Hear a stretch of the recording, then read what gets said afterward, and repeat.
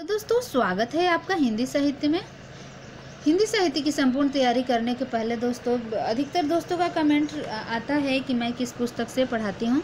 तो दोस्तों देखिए, मैं जिन पुस्तकों का प्रयोग करती हूँ उस पुस्तक में ये पहला पुस्तक है ओमकारनाथ वर्मा का प्रैक्टिस सेट सहित है नेट स्लेट जीआरएफ के लिए, और दूसरी पुस्तक जिसका मैं प्रयोग करती हूँ वो है हिंदी साहित्य का सरल एवं संक्षिप्त इतिहास, और इसके लेखक हैं मनोज कुमार मिश्रा।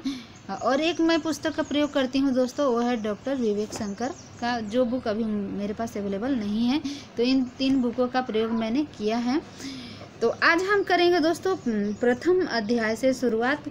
ये जितनी सारी भी मैं वीडियो बनाऊंगी पढ़ाऊंगी वो सारे NET SLET JRF TGT PGT सारे जितनी हिंदी से संबंधित जितनी सारी परीक्षाएं हैं सभी के लिए महत्वपूर्ण है। तो आइए हम देखते हैं। प्रथम नंबर जो पाठ है अभ्रंश अवहट सहित और पुरानी हिंदी का संबंध। दोस्तों इस वीडियो में हम सिर्फ अभ्रंश के बारे में चर्चा करेंगे, इसके बाद वाली वीडियो में अवहट के बारे में। तो आइए हम देखते हैं। भारतीय आर्य भाषाओं के विकास के 3 चरण हैं। कितने चरण हैं दोस्तों? 3 चरण है, याद रखिएगा। प्रथम चरण है प्राचीन भारतीय आर्य भाषाएं, दूसरा मध्य भारतीय आर्य भाषाएं और तीसरा आधुनिक भारतीय आर्य भाषाएं। नेक्स्ट देखिए, प्राचीन भारतीय आर्य भाषाओं में वैदिक संस्कृत और लौकिक संस्कृत समाहित है। इनका प्रारंभ प्रागैतिहासिक समय से ईसा पूर्व 5वीं शताब्दी से माना जाता है। मध्यकालीन भारतीय आर्य भाषाओं में पाली प्राकृत तथा अभ्रंश की गणना की जाती है, जिसका प्रथम प्रमाणिक स्वरूप अशोक के शिलालेखों में मिलता है। प्रारंभिक स्वरूप की भाषा जो शिलालेखों में है उससे यह सिद्ध होता है कि जनसामान्य की भाषा प्रकृत ही थी। सामान्यतः प्रकृत का अर्थ होता है सहज स्वाभाविक। प्रकृत को विद्वान संस्कृत से पूर्व प्राक जोड़ कृत पहली सहज भाषा मानते हैं। प्रकृत नैसर्गिक प्रकृति या अकृत्रिम भाषा है। अकृत्रिम भाषा है दोस्तों, ये प्रकृत है जिसमें कोई मिलावट नहीं है। संस्कृत उसका संस्कार करके बनाई गई है। संस्कृत जो प्राकृत है उसको सुधार करके बनाई गई है। ग्रियर्सन ने इसे प्राइमरी प्राकृत कहा है। ग्रियर्सन ने क्या कहा है दोस्तों? प्राइमरी प्राकृत कहा है। कुछ विद्वान संस्कृत के बाद विकसित भाषा को प्राकृत कहते हैं। अलग अलग विद्वानों का अलग अलग मत है दोस्तों। हम सारे विद्वानों के यहाँ पे इस पुस्तक में जितने विद्वानों को दिया हुआ है उन सारे विद्वानों के बारे में पढ़ेंगे और जानेंगे कि कौन से विद्वान ने अभ्रंश के बारे में क्या क्या लिखा है। कुछ विद्वान संस्कृत के बाद विकसित भाषा को प्राकृत कहते हैं। प्राकृत संस्कृत तत्वभवम तत्व आगंतम व प्राकृतम, ये हेमचंद्र का कथन है। पूछ लेते हैं दोस्तों ये किसका कथन है, तो आप याद रखिएगा इसको। भरत मुनि ने अपने नाट्य शास्त्र में विभिन्न भाषाओं के निरूपण में प्राकृत व्याकरण के सिद्धांतों की चर्चा की है। राजशेखर ने प्राकृत को मीठी तथा संस्कृत को कठोर कहा है। पूछ लेते हैं दोस्तों ये जो कथन है कि किसने प्राकृत को मीठी तथा संस्कृत को कठोर कहा है, तो वे कौन है? राजशेखर। 8वीं शताब्दी में वाक्य पतिराज ने प्राकृत महाकाव्य गौड़ बहो में प्राकृत को जनभाषा कहा है। नेक्स्ट देखिए, वररुचि ने प्राकृत प्रकाश में महाराष्ट्री पैसाची मागधी और सौरसैनी का उल्लेख किया है। हेमचंद्र ने वररुचि द्वारा दिए गए 4 नामों के अतिरिक्त चुलिका पैसाचिका आर्ब अर्धमागधी और अभ्रंश नामों की गणना की है। प्राकृतिक में जहाँ एक और विशुद्ध धार्मिक साहित्य लिखा गया, वहाँ उसमें ललित साहित्य नाटक कथा साहित्य तथा चरित काव्यों की भी रचना हुई है। प्राकृत के महाकाव्यों में याद रखिएगा दोस्तों ये सेतुबंध प्रवर सेन की रचना, गौड़ बहो वाक्य पतिराज की रचना, कुमार पाल चरित हेमचंद्र की रचना, लीला व कौतूहल की रचना पौम चरियु विमल सूरी की, और सुर सुंदरी चरियु धनेश्वर सूरी, वासुदेव हिंडी संगदा रांगड़ी आदि प्रसिद्ध है। इनको याद रखिएगा। रचनाकारों को पूछ लेते हैं, रचनाओं को भी। और नेक्स्ट देखिए दोस्तों इम्पोर्टेंट बातें। गाहा सतसई श्रृंगार रस प्रधान मुक्तक काव्य है, इसको याद रखिएगा। और इसके इसमें 700 गाथाएं संकलित है। हाल सातवाहन को इसका संकलनकर्ता माना जाता है। इसके गाहा सतसई के संकलनकर्ता कौन है दोस्तों? हाल सातवाहन। और इसमें यह एक श्रृंगार रस प्रधान मुक्तक काव्य है। इसमें 700 गाथाएं संकलित है। नेक्स्ट, भाषा पर ग्रंथों में वर रुचिकृत प्राकृत प्रकाश, पाई शब्द, महाड़ो और प्राकृतिक पैगलम महत्वपूर्ण है। डॉक्टर रिचर्ड ने प्राकृत भाषाओं का व्याकरण लिखा था, जो अब हिंदी में अनुदित रूप में उपलब्ध है। प्राकृत भाषा को 3 कालों में विभाजित किया गया है। ये याद रखिएगा दोस्तों, इसको पूछ लेते हैं। प्रथम प्राकृत है 500 ईस्वी पूर्व से 100 ईस्वी पूर्व तक, पूर्व लगा है दोस्तों, इसको ध्यान रखिएगा। नेक्स्ट है द्वितीय प्रकृति, जो 100 ईस्वी से 500 ईस्वी तक, तथा तृतीय प्रकृति 500 ईस्वी से 1000 ईस्वी तक। नेक्स्ट, प्रथम प्राकृत में पाली और अभिलेखी प्राकृत है। द्वितीय प्राकृत में भारत एवं भारत के बाहर प्रयुक्त विभिन्न धार्मिक, साहित्यिक एवं अन्य प्राकृतें हैं। और तृतीय प्राकृत में अपभ्रंश तथा अवहट्ठ की गणना की जाती है। नेक्स्ट देखिए दोस्तों, अपभ्रंश के बारे में और बातें हम जानते हैं। भाषा के अर्थ में अपभ्रंश का प्रयोग 6वीं शताब्दी में होने लगा था। अपभ्रंश का अर्थ, ये परीक्षा में पूछा जा चुका है दोस्तों ये प्रश्न। अपभ्रंश का अर्थ है बिगड़ा हुआ। अपभ्रंश प्राकृत तथा आधुनिक भारतीय आर्य भाषाओं के बीच की कड़ी है, इसको भी याद रखिएगा। प्रत्येक भाषा का जन्म किसी न किसी अपभ्रंश से ही हुआ है। अपभ्रंश को अवहंस, ग्रामीण भाषा, देसी भाषा, अभेरी, अभिरुक्ति आदि नामों से भी जाना जाता है। अपभ्रंश का सर्वप्रथम उल्लेख कहाँ मिलता है दोस्तों? पतंजलि ने अपने महाभाष्य में किया है। इसमें उन्होंने उदाहरण देकर अपभ्रंश संबंधी विचार स्पष्ट किए हैं। याद रखिएगा, सबसे प्रथम उल्लेख कहाँ मिलता है? पतंजलि के महाभाष्य में।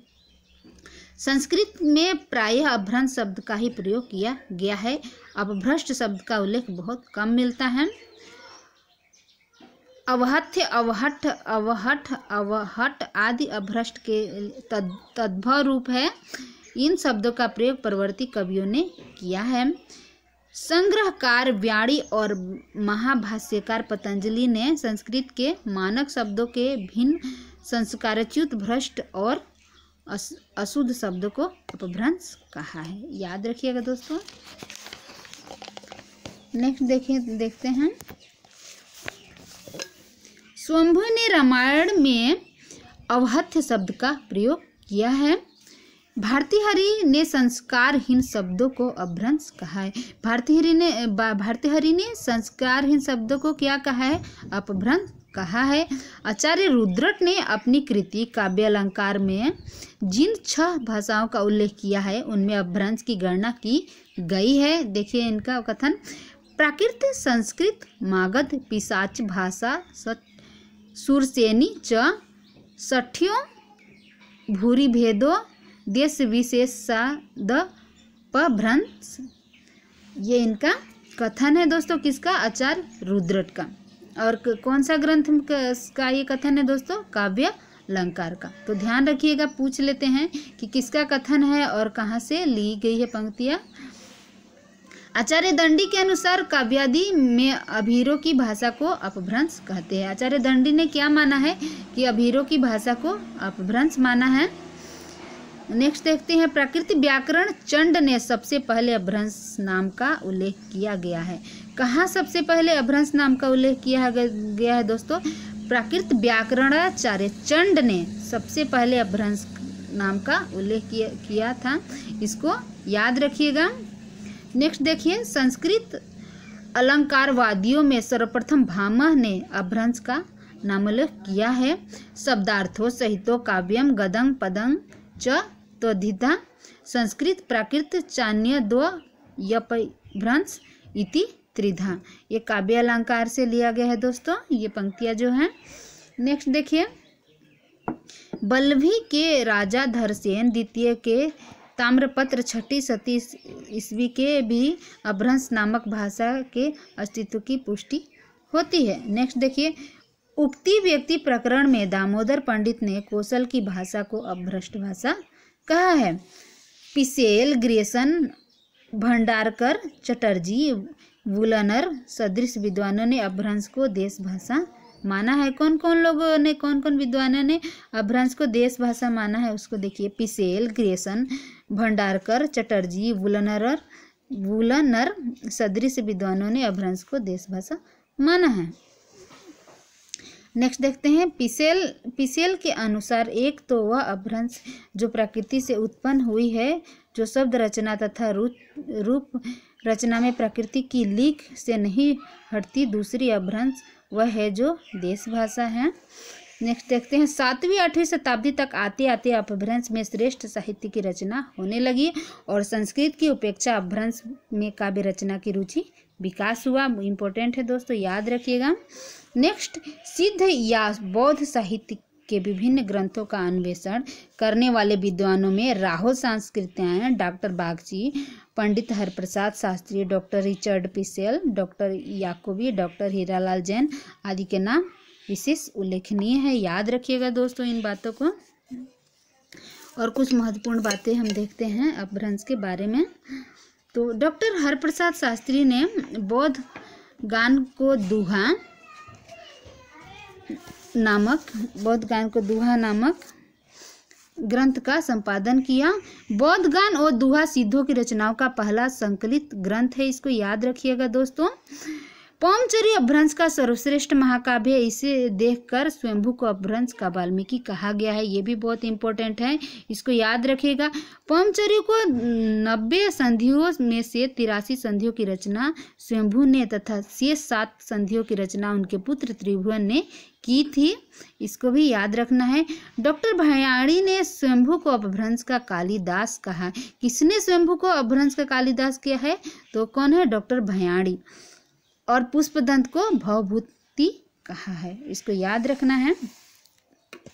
नेक्स्ट देखते हैं दोस्तों हम डॉक्टर हरदेव बाहरी के अनुसार 7वीं सदी से लेकर 11वीं सदी के अंत तक अपभ्रंश की विशेष उन्नति हुई, अतः अपभ्रंश का स्वर्णकाल कहा है। कब से कब तक? 7वीं सदी से लेकर 11वीं शताब्दी तक अपभ्रंश का स्वर्णकाल कहा है डॉक्टर हरदेव बाहरी ने।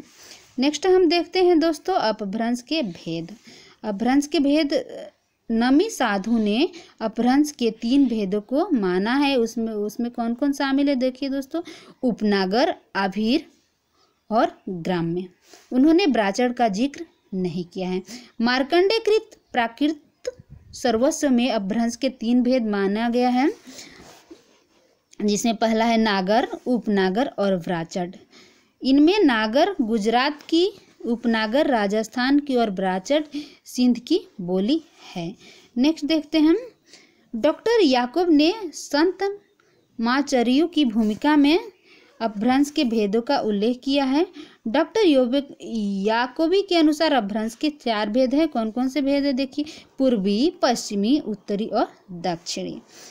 डॉक्टर तगारे ने हिस्टोरिकल ग्रामर ऑफ अपभ्रंश में डॉक्टर याकोबी के मत पर विचार करने के उपरांत उत्तरी को निकाल दिया, जो उत्तरी अपभ्रंश है उसको निकाल दिया और अपभ्रंश के 3 भेदों में की पुष्टि की, जिसमें कौन कौन शामिल है। पूर्वी, पश्चिमी और दक्षिणी। उन्होंने उत्तरी को निकाल दिया। नेक्स्ट नामवर सिंह का बहुत इंपॉर्टेंट है दोस्तों, नामवर सिंह का देख लेते हैं। डॉक्टर नामवर सिंह ने अपनी कृति हिंदी के विकास में अपभ्रंश का योग में डॉक्टर तागरे की मत की समीक्षा की और उन्होंने दक्षिणी भेद को व्यर्थ मानकर अपभ्रंश के केवल 2 भेद माना। डॉक्टर नामवर सिंह ने कितने भेद माना दोस्तों? पूर्वी और पश्चिमी।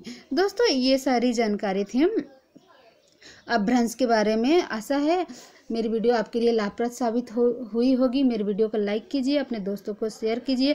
अगर हिंदी साहित्य की संपूर्ण रूप से तैयारी करना चाहते हैं तो मेरे चैनल के साथ जुड़े रहें। थैंक यू दोस्तों मेरी वीडियो को देखने के लिए।